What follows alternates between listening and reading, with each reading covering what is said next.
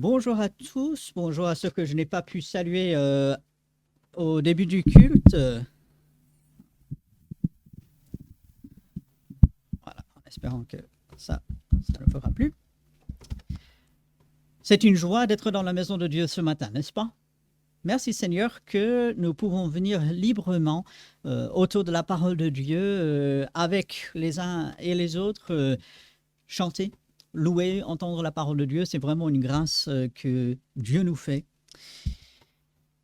Dans un premier temps, ce matin, je vous invite à ouvrir votre Bible dans l'évangile de Jean.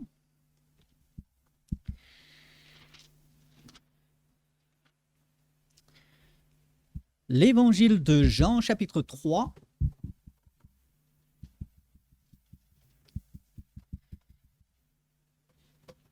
Un verset que beaucoup pourraient peut-être réciter, que vous connaissez bien, que beaucoup dans le monde, les gens qui ne connaissent pas Dieu, qui connaissent peu de la Bible, connaissent. L'évangile de Jean, chapitre 3, et c'est le verset 16. Car Dieu a tant aimé le monde qu'il a donné. Il a donné son Fils unique, afin que quiconque croit en lui ne périsse point, mais qu'il ait la vie éternelle. C'est un verset que nous connaissons tellement bien que dans un sens nous avons reçu, que nous avons entendu. Je prie et j'espère que nous vivons cette vie éternelle avec Dieu déjà. Mais surtout, en cette fin d'année, on pense à Noël, on pense à donner, n'est-ce pas? Parfois, peut-être, surtout pour les enfants, ils pensent un peu plus à recevoir. Ils regardent des cadeaux et « Ah, qu'est-ce que moi je vais recevoir ?» On essaie de les enseigner « Ah, oui, c'est bien de recevoir, mais il y a donner également. » Et ce matin, pendant juste quelques minutes, j'aimerais diriger notre réflexion sur cette idée de donner, mais ce que nous pouvons donner à Dieu. Mais avant de faire cela, je veux poser le fondement de ce que Dieu nous a déjà donné. Parce que c'est un peu comme avec l'amour. Jean, il va aussi dire dans sa première épître, nous l'aimons, lui, pourquoi? Parce qu'il nous a aimés en premier. Et si nous pouvons donner, pourquoi? Quelle est la base, le fondement de nos dons que nous apportons à Dieu? C'est parce que lui, il a donné en premier. Et ce verset qui est tellement connu que nous pouvons peut-être réciter vite, de nous arrêter quelques instants sur cette idée, Dieu a donné son Fils unique. On n'est pas allé au ciel l'arracher. Jésus n'est pas venu à contre-cœur, Dieu le Père n'a pas tordu le bras à Dieu le Fils. Il n'y a pas eu de lutte dans la Trinité. Non, une parfaite harmonie, nous le savons. Et Dieu a donné son Fils à un monde qui ne le méritait pas, à un monde qu'il savait très bien allait le rejeter, un monde dans lequel il n'allait pas trouver de place, même pendant sa naissance. Et puis tout au long de sa vie, Jésus, il va dire, le Fils de l'homme n'a même pas un endroit pour reposer sa tête. Mais Dieu, il a donné Jésus-Christ. Et il a donné afin que quiconque croit, place sa confiance en lui, ne périsse point, puisque tous ceux qui n'ont pas encore accepté Christ comme leur sauveur sont déjà sous la condamnation. Si vous regardez le verset 36 de ce chapitre, vous allez voir cela. La colère de Dieu est déjà là. Mais ceux qui acceptent par la foi Jésus-Christ sont sauvés et nous avons la vie éternelle. C'est la base, c'est le fondement. Nous aimons parce qu'il nous a aimés en premier. Nous donnons aussi parce qu'il nous a donné tout déjà. Et à chaque fois que je réfléchis à cette idée de donner à Dieu, je ne sais pas si vous y réfléchissez un peu, de temps en temps, mais c'est tellement énorme parce que Dieu n'a besoin de rien. N'est-ce pas? Dieu il n'a besoin de rien. Il possède déjà toutes choses. On peut regarder dans les psaumes pour ça. Il possède toute la terre. C'est lui qui l'a créée. Ça, nous le savons. Alors, pourquoi est-ce que je donnerais à Dieu? Il a tout déjà. Tout lui appartient.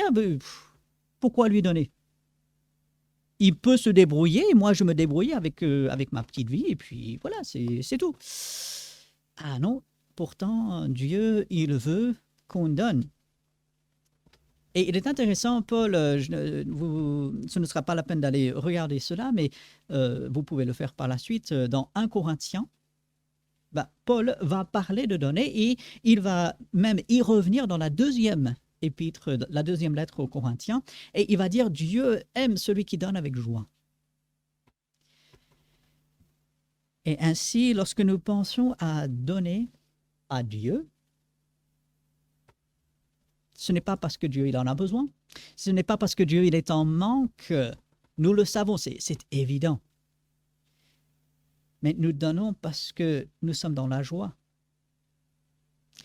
Mais parfois, nous pouvons penser que donner se limite à ce que nous donnons le dimanche matin. Il y a quelques instants, nous avons eu ce moment d'offrande que notre frère Luc a très bien expliqué, que vous le savez, ce sont des offrandes d'adoration, de louange, non pas des offrandes d'obligation.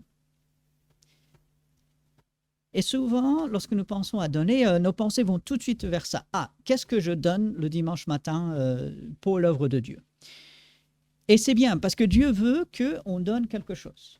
Ses enfants, ayant tout reçu de la part de Dieu, Dieu veut que chacun d'entre nous se prépare et puisse donner quelque chose.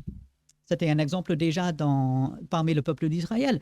Dieu, il avait établi des moments précis pour que le peuple vienne avec des sacrifices, avec des offrandes, et par cela, Dieu pourvoyait pour ses œuvres, pour son œuvre. Est-ce que vous vous êtes déjà posé la question pourquoi tant de sacrifices dans l'Ancien Testament? En partie, c'était parce qu'il y avait énormément de Lévites qu'il fallait entretenir et nourrir. Si vous regardez, les Lévites étaient censés vivre de tous les sacrifices et les offrandes que le peuple apportait. Si le peuple était obéissant, en faisant les offrandes et les sacrifices à Dieu, ceux qui enseignaient la loi, ceux qui s'occupaient des choses du tabernacle et du temple, ça se passait bien. Mais lorsque le peuple refusait de donner d'abord à Dieu, là, les Lévites souffraient. Il y a même un verset qui nous montre que les Lévites sont partis travailler et ils ont délaissé l'œuvre de Dieu parce que le peuple ne faisait pas ce qu'il fallait. Dieu n'avait pas besoin des sacrifices pour lui-même, dans un sens, non, il voulait s'occuper de son œuvre à travers cela.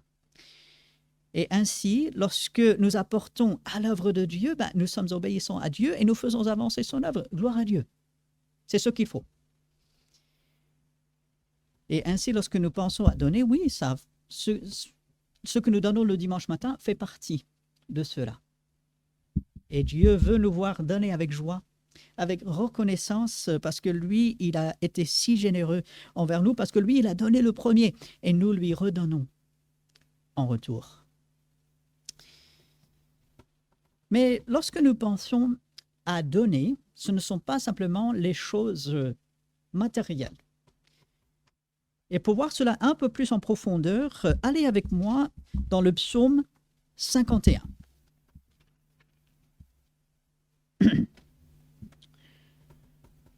Le psaume 51, nous avions déjà vu ce psaume lorsque nous étions dans les psaumes, plus tôt cette année. Alors, vous serez pardonné si vous ne vous en souvenez pas exactement. Donc, le psaume 51, et ce qui est extraordinaire, c'est que ce psaume, il est écrit au moment où David se repent d'un des plus grands péchés de sa vie. Il y a l'adultère avec Bathsheba, et puis le meurtre, l'assassinat, disons-le clairement, de son mari. C'est quand même énorme. Mais David se repent et il écrit ce psaume, ce chant, donc suite à cela. Et au verset 12, il va dire « Ô Dieu, crée en moi un cœur pur, renouvelle en moi un esprit bien disposé. »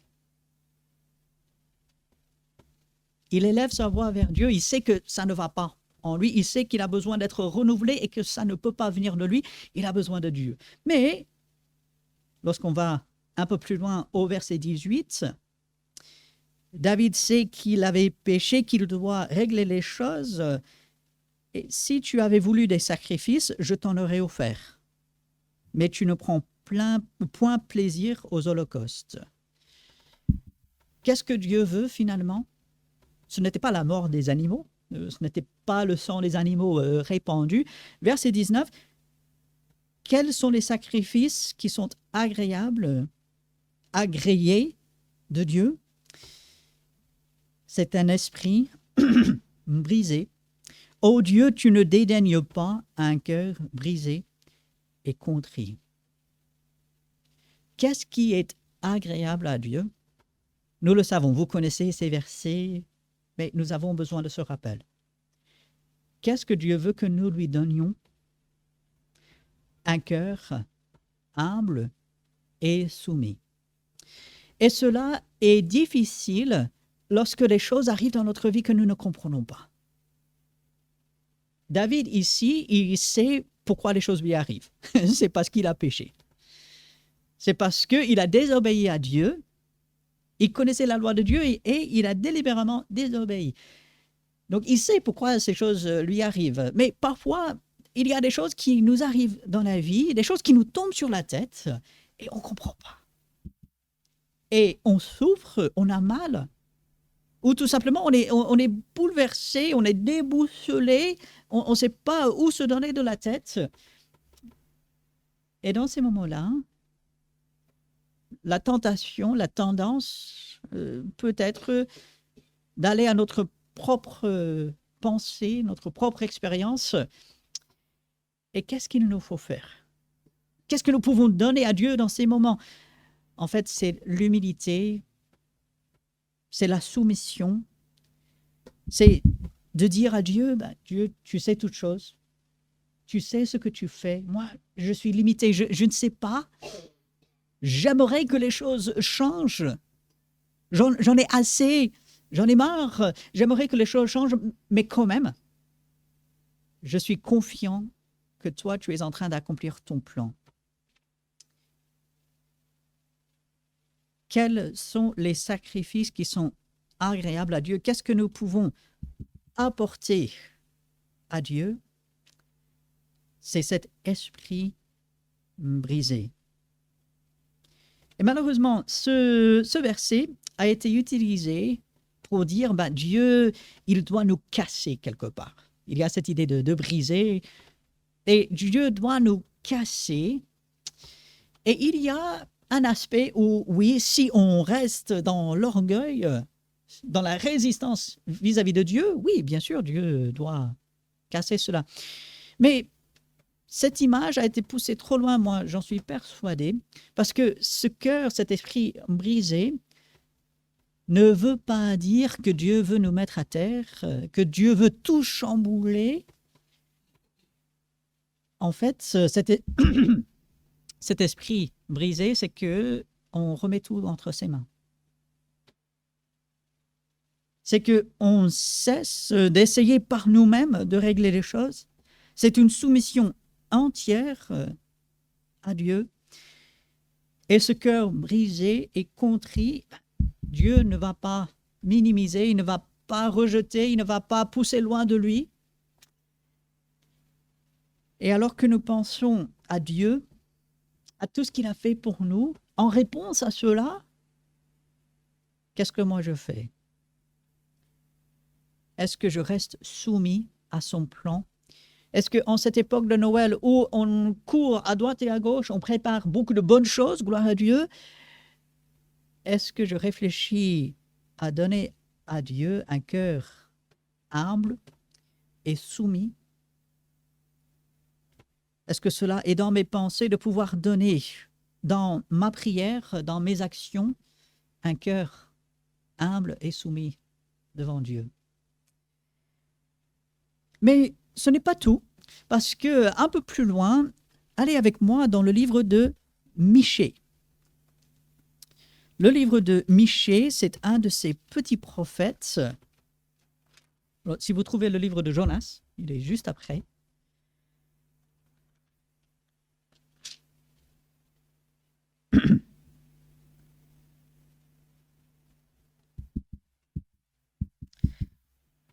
Michée, chapitre 6.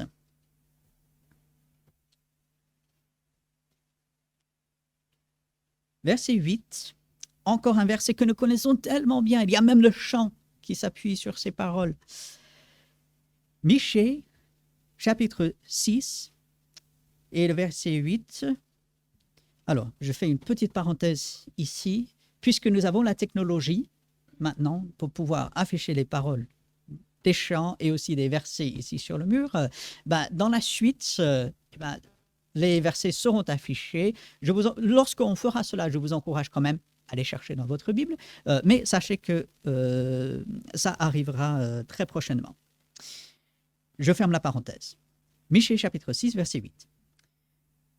On t'a fait connaître, ô hommes et femmes, et donc les sœurs, sentez-vous concernées par ceci également.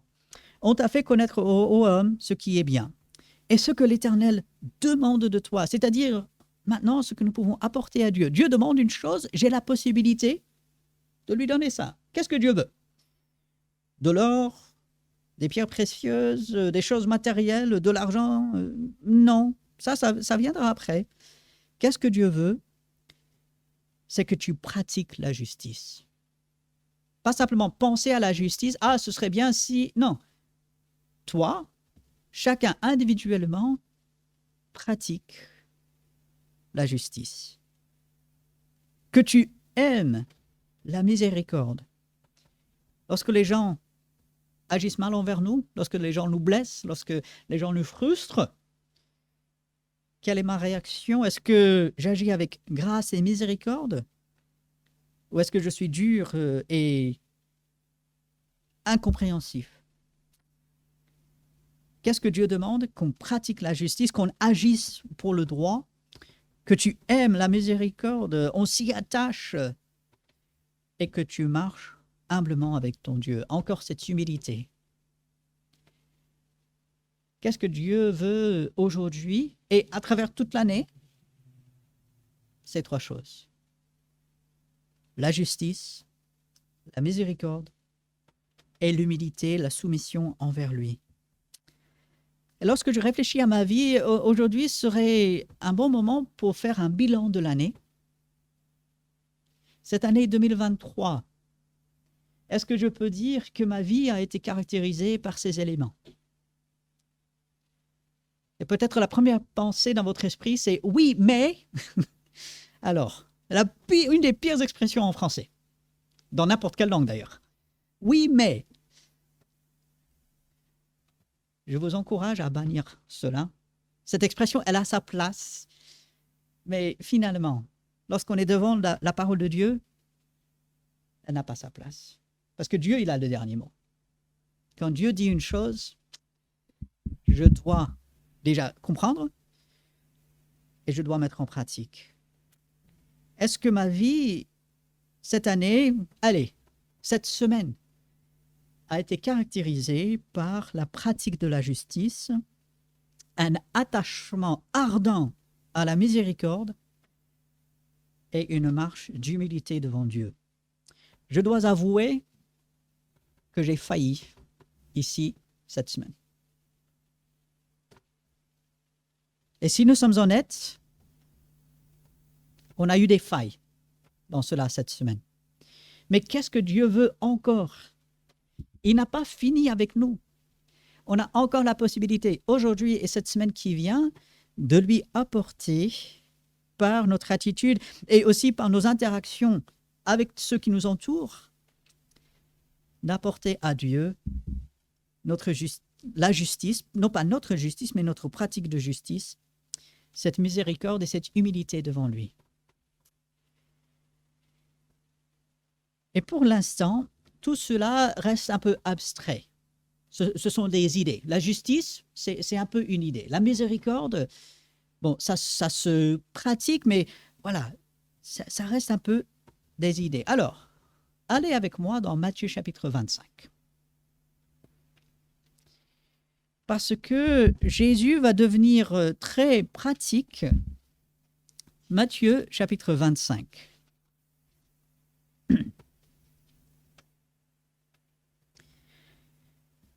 Jésus parle d'un temps futur. Il y aura le jugement. Et chacun se tiendra devant Dieu. Et Jésus explique qu'il y aura des personnes là qui vont s'appuyer sur leur propre justice, qui vont s'appuyer sur ce que eux ils ont pu faire, et ils vont même prendre le nom de Dieu pour leurs actions. Ils vont se réclamer du nom de Dieu. Seigneur, Seigneur, n'avons-nous pas agi? Et au verset 34, Matthieu chapitre 25, verset 34, le roi dira à ceux qui seront à sa droite, venez, vous qui êtes bénis de mon Père, prenez possession du royaume qui vous a été préparé dès la fondation du monde. Car j'ai eu faim et vous m'avez donné à manger. J'ai eu soif et vous m'avez donné à boire. J'étais étranger et vous m'avez recueilli. J'étais nu et vous m'avez vêtu. J'étais malade et vous avez rendu visite.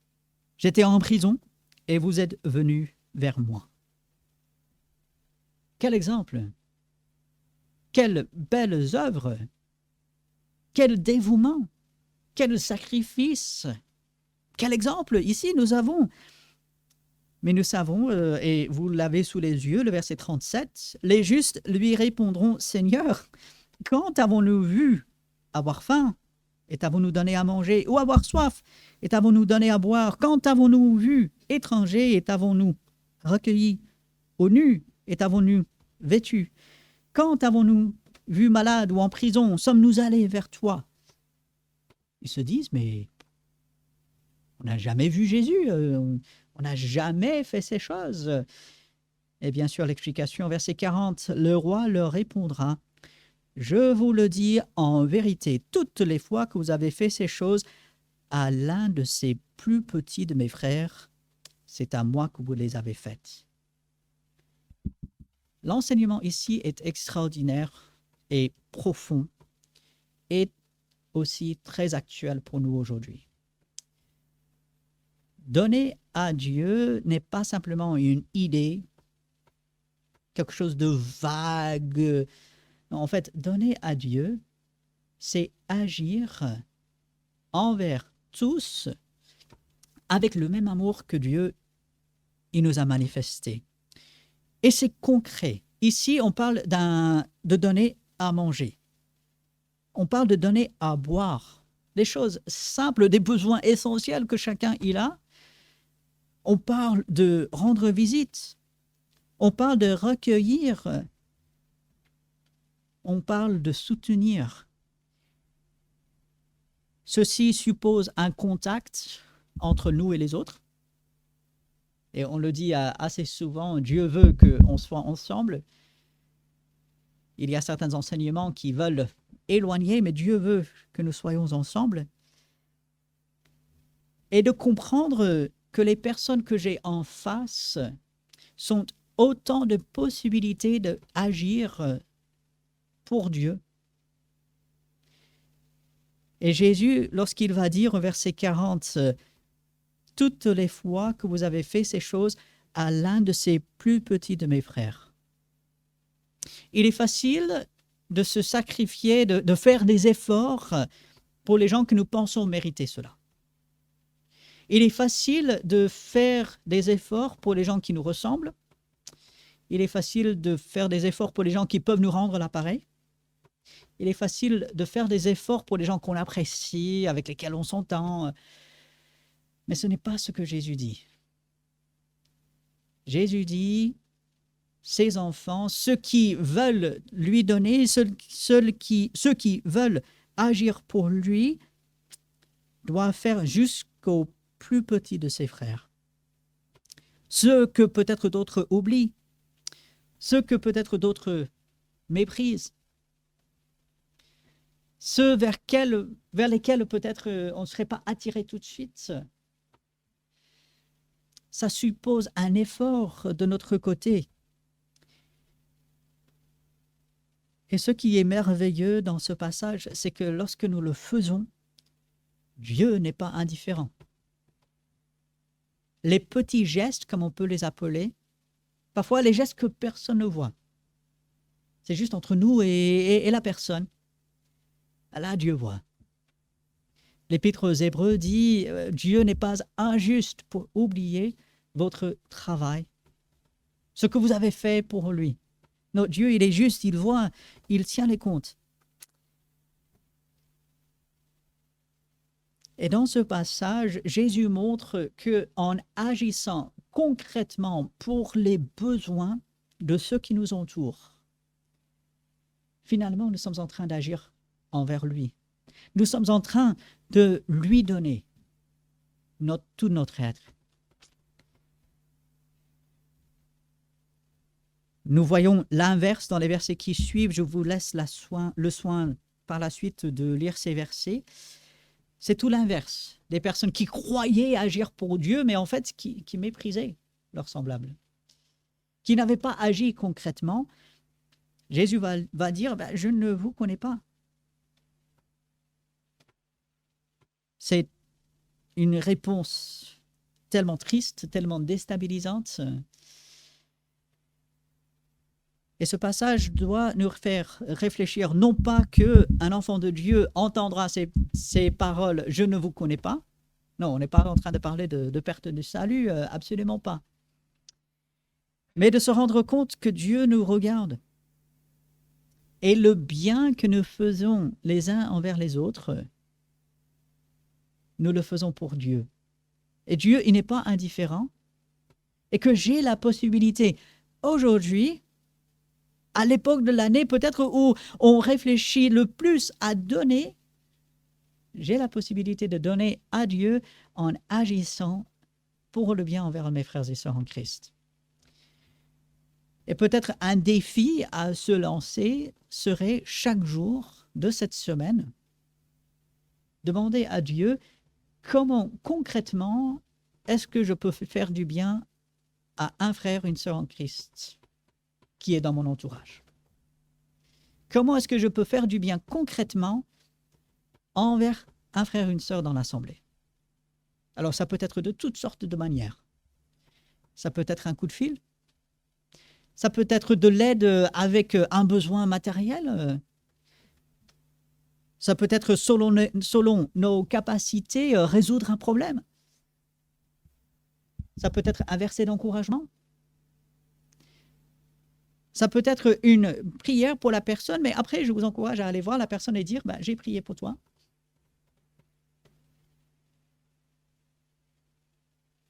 Nous sommes pas beaucoup ici dans l'Assemblée, mais nous sommes plus que 7. Si je regarde l'Assemblée, même s'il y a pas mal d'absents ce matin, il y a plus de 7 ici. Ça veut dire que cette semaine, il y a tout à fait la possibilité de faire du bien envers une personne chaque jour, une personne différente chaque jour. Et c'est un défi, c'est quelque chose avec lequel il faut être intentionnel. Mais c'est quelque chose que Dieu bénira. Et finalement, nous en tirerons des bénéfices. Paul, il va le dire dans Actes chapitre 20, verset 25, et vous pouvez noter ce passage, allez le voir par la suite. Il va rappeler, il y a plus de bonheur, il y a plus de joie à donner qu'à recevoir.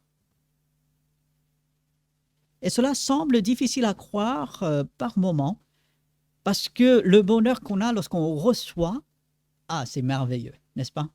Lorsqu'on me donne quelque chose, lorsqu'on me fait un cadeau, ça c'est formidable. Même si c'est juste une petite chose, On sait que quelqu'un a pensé à moi, quelqu'un a eu cette pensée, a agi. Ah, qu'est-ce que ça fait du bien. Et finalement, lorsque nous avons ces mêmes actions envers quelqu'un d'autre, lorsque je pense, ah, il y a un besoin, ou peut-être qu'il n'y a même pas besoin, mais le Seigneur met sur mon cœur un frère ou une sœur, ah tiens, je vais faire du bien. Parce que Dieu m'a poussé à ça, je ne sais pas trop pourquoi, mais allez, je vais donner de mon temps, je vais donner de mon argent, je vais peut-être donner de mes compétences. Et finalement, ça fait un bien énorme, parce qu'on le fait pour le Seigneur. Il y a plus de bonheur à donner qu'à recevoir. Et puis de pouvoir donner à Dieu, de réfléchir à Dieu et de se rendre compte qu'aujourd'hui, si nous sommes ensemble, les personnes qui sont réunies dans cette salle, mais aussi chacun qui est dans cette assemblée, nous connaissons les noms. Il y a les coordonnées, si vous ne les avez pas, venez me voir, je peux vous les transmettre. Il y a cette possibilité de nous faire du bien les uns les autres, et ça à la gloire de Dieu. C'est quelque chose que Dieu bénira, c'est quelque chose qui va agréer, c'est quelque chose sur lequel il va sourire. Il va voir ses enfants en train de se faire du bien les uns les autres sur la base de tout le bien qu'il leur a fait. Et quel témoignage! Et c'est là où nous nous distinguons en tant qu'enfants de Dieu. Cet amour, parce que finalement, tout cela, c'est quoi? C'est l'amour en marche, c'est l'amour en action. C'est ce que Jean va dire, n'aimez pas simplement en parole, mais en action et en vérité. C'est ça qui va nous distinguer. Et finalement, c'est ça qui est cette raison que nous célébrons. Pourquoi est-ce que nous célébrons? Parce que Dieu nous a fait tant de bien. Dieu nous a tout donné. Il nous a aimés à un tel point qu'il a donné son Fils unique pour nous. Et moi, j'ai la possibilité de donner en retour. Quelle joie, quelle merveille! Et pour terminer, tout ceci est impossible à part Dieu, nous le savons. Et c'est ce que Paul il va rappeler aux Thessaloniciens. Il va leur dire, vous vous êtes tournés des idoles pour servir le Dieu vivant et vrai, et vous vous êtes donnés à Dieu et ensuite à nous. Vous vous êtes donnés à Dieu. À cette époque où on parle de beaucoup donner, on parle des cadeaux, on parle des fêtes, des célébrations, il n'y a rien de mal à apprécier des cadeaux. Alors, vous allez certainement recevoir des cadeaux cette année, appréciez-les, recevez-les avec joie, c'est formidable. Mais au milieu de tout cela, en tant qu'enfants de Dieu, réfléchissons quel don, quel cadeau, finalement, est-ce que je peux donner à Dieu? À quoi est-ce que ça ressemble? Donner à Dieu, faire du bien à mes frères et sœurs, chercher par différents moyens, faire du bien à un frère, une sœur, chaque jour de cette semaine, être soumis au plan de Dieu, même lorsqu'on ne comprend pas tout, être attaché ardemment à la miséricorde, marcher humblement avec Dieu. Qu'est-ce que Dieu va agréer? Qu'est-ce qui est agréable à ses yeux? Un cœur contrit, un cœur humble. Lorsque nous nous focalisons là-dessus, le matérialisme de ce monde, tous les cadeaux, les lumières, des magasins remplis de toutes sortes de choses qu'ils veulent nous proposer, en fait, on va pouvoir laisser ça de côté. Dieu veut qu'on en profite, oui, Dieu veut qu'on se réjouisse, mais ça prend second plan. Au premier plan est ce merveilleux cadeau que Dieu nous a fait en Jésus-Christ. Et en réponse à cela, je me donne tout entier à Dieu et aussi à mes frères et sœurs. Alors aujourd'hui, comment est-ce que je vais donner à Dieu? Ça va ressembler un peu différemment pour chacun. Ma façon de donner à Dieu ressemblera à une certaine manière. La vôtre, dans un sens, si vous voulez, entre guillemets, les cadeaux qu'on on donné à Dieu, ben Dieu vous donnera d'autres occasions. Il y aura d'autres personnes que vous allez pouvoir toucher. Il y a d'autres bonnes œuvres que vous allez pouvoir faire pour Dieu. Mais il faut les faire. Il faut passer à l'action. Ça ne doit pas rester simplement quelque chose d'intellectuel, une idée, une belle pensée. Non, on marche, on agit, on fait du bien concrètement les uns envers les autres. Sommes-nous prêts à relever le défi? Sommes-nous prêts à agir, comme on dit, en avant? Allez. Sommes-nous prêts? Je prie que oui, et que nous puissions mettre cela en pratique jour après jour. Mais comme toujours, nous avons besoin de l'aide de Dieu. Impossible. Alors, toutes ces belles pensées, tout ce que je viens de dire, c'est formidable. Je pense que tout le monde est d'accord. Mais quand on va franchir les portes ici, on va être en contact avec des gens qui ne nous ressemblent pas, qui peut-être vont nous vouloir du mal. On sera en contact avec toutes sortes de situations qui cherchent à nous déstabiliser. Et c'est là où il faut mettre en pratique ce que nous avons vu ce matin. Alors, on a besoin de l'aide de Dieu. Ainsi, on va prier. On va demander cette aide dans une prière silencieuse chacun devant le Seigneur. Et ensuite, je terminerai par une prière. Alors, quelques instants dans le silence devant Dieu pour demander son aide.